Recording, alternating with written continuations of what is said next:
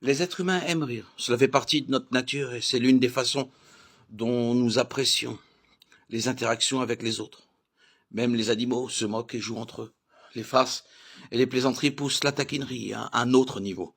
Dans une farce, une personne n'est pas consciente de la plaisanterie jusqu'à ce qu'elle en devienne la cible. Les personnes qui n'ont aucun problème à rire d'elles-mêmes peuvent aimer être victimes d'une farce. Mais certaines personnes peuvent être gênées ou considérer que les farces sont cruelles. Ainsi, un facteur dans la décision de faire des farces ou des plaisanteries est la situation et la personne qui sera la cible de la farce. L'agressivité passive d'autrefois, les farces peuvent mal tourner. Une farce mal placée ou des circonstances imprévues peuvent transformer une blague amusante en désastre. Pour planifier une farce élaborée, les instigateurs comptent sur de nombreux facteurs extérieurs sur lesquels ils n'ont que peu de contrôle.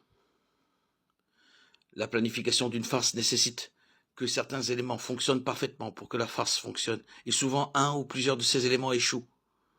Ou bien la personne qui était censée trouver la blague hilarante se sent offensée et les relations sont ruinées.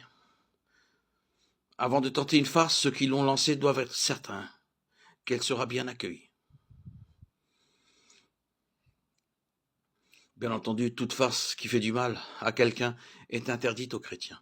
La Bible nous donne quelques conseils pratiques sur la manière de faire une farce ou une plaisanterie, comme un fou qui lance des flèches enflammées. Ainsi, trompe son prochain en disant « je plaisantais ».